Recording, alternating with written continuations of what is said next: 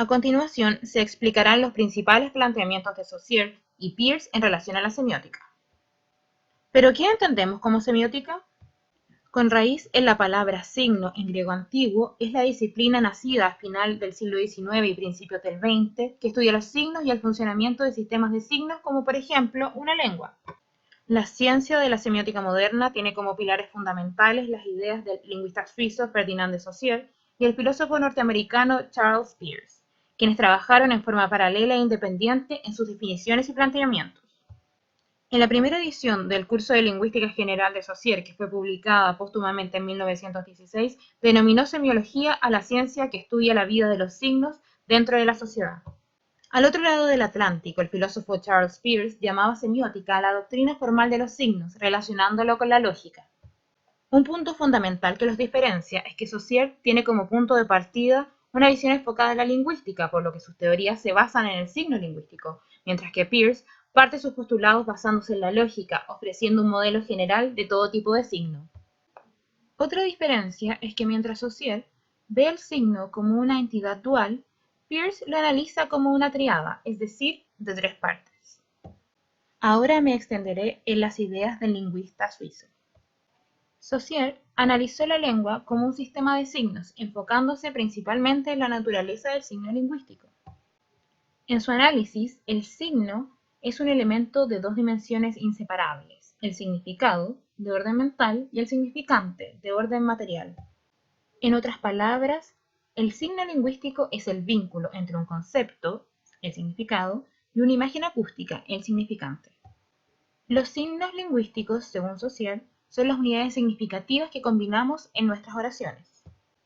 Por ejemplo, la oración "mi abuela hablaba 2 idiomas" está formada por las siguientes unidades significativas ubicadas a la izquierda. Cada uno de estos patrones de sonido contribuyen con información relevante. Como se puede ver, unidades significativas no necesariamente coinciden con palabras. Siendo el signo lingüístico la asociación entre una imagen acústica y un concepto, abuela se refiere al sustantivo que denota cierto parentesco, mientras que el sufijo "a" determina el género, en este caso femenino. Lo mismo ocurre, por ejemplo, con hablar, que se refiere a cierta acción, y "va" determina el tiempo verbal en el que ocurre la acción, en este caso en el pasado. Idioma es el concepto similar a lengua, y el sufijo "s" le dará la connotación de pluralidad a este concepto. El primer principio que establece Saussure es que el signo lingüístico es arbitrario, es decir, que el vínculo entre el significado y el significante se establecen por convención en una comunidad de habla. Por ejemplo, la secuencia de sonidos perro no es más adecuada para el propósito de representar ese concepto que lo sería cualquier otra secuencia. Si alguien habla alemán, sería Hund, y si alguien habla mapudungun, sería Chewa. El segundo principio establecido por Saussure es que el signo es lineal, ya que el significante, siendo auditivo por naturaleza, se desenvuelve en un tiempo determinado y tiene una extensión lineal. Por ejemplo, el significante gato siempre será el sonido g seguido de a, t y o. Otak ya no estaría vinculado al significado de un felino doméstico. Esto se relaciona con que Saussure se enfoca en el medio verbal y el flujo unidireccional es una característica del habla y el orden básico de escritura.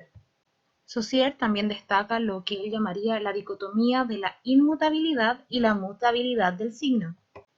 La inmutabilidad dice relación con que cuando el vínculo entre una imagen acústica y el concepto ha sido establecido, este no puede ya ser deshecho ni por un hablante en particular ni por la comunidad lingüística en general.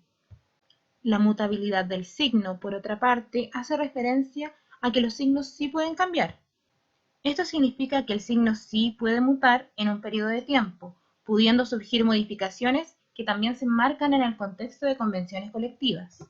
Finalmente, otra idea relevante para Saussure se trata del concepto de valor, el que guarda relación con el contraste entre un término y otro, en que uno no tiene más valor que su propia diferencia.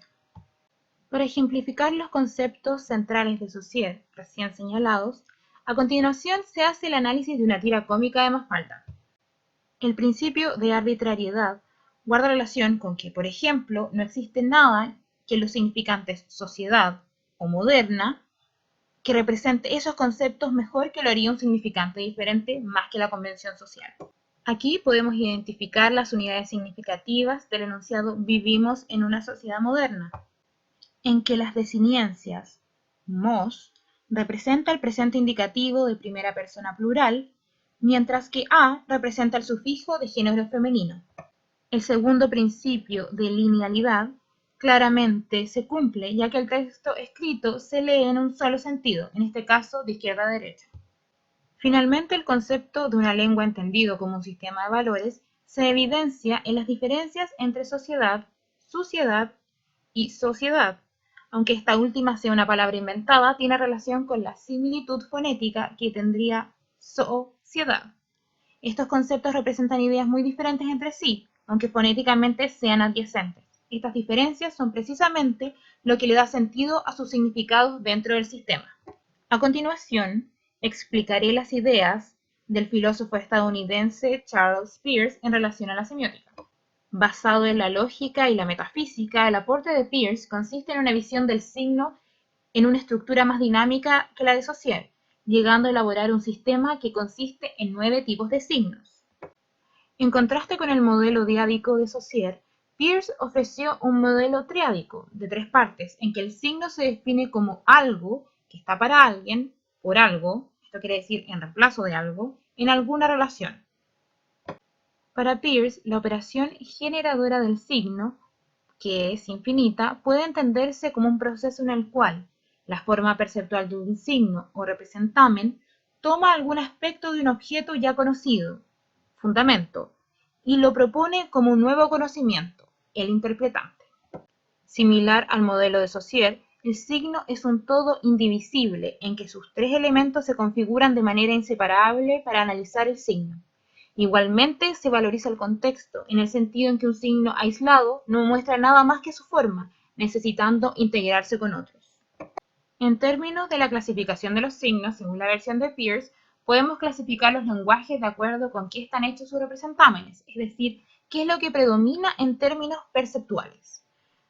En 1, formas, 2, existencias y 3, valores.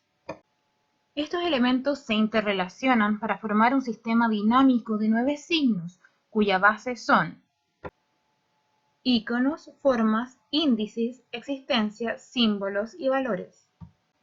El sistema de interrelaciones se puede graficar a través del siguiente cuadro. El cualisigno son los aspectos visuales o acústicos como totalidad, corresponden a una cualidad, como por ejemplo un color. El sinsigno, la representación de la forma de existir de los objetos, acontecimientos y conductas.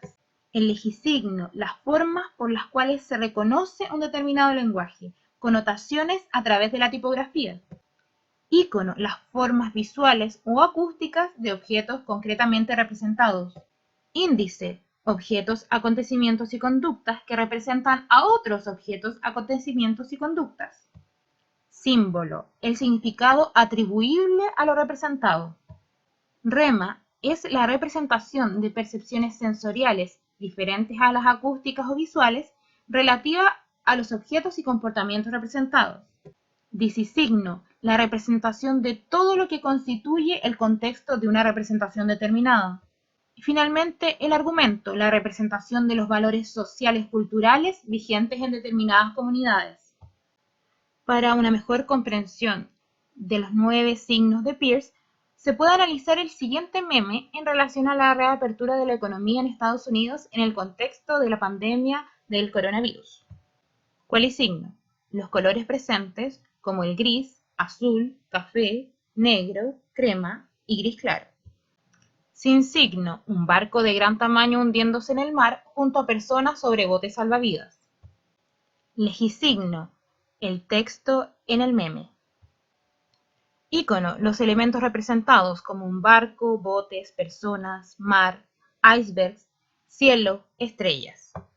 Símbolo, las características del barco de gran tamaño con 4 chimeneas hundiéndose junto a trozos de iceberg, sumado al texto, nos señalan que el barco es en específico el Titanic. Rema, la línea blanca que indica quién es el que está hablando. A un extremo está el emisor y al otro extremo está el mensaje. Disisigno, las ropas que diferencian a aquellos que pertenecen a la tripulación del barco, gorra y chaqueta azul, y a los pasajeros cubiertos con mantas de color café. Finalmente, el argumento es una crítica que ridiculiza el intento de reabrir una economía en el contexto de una pandemia que no ha sido aún controlada.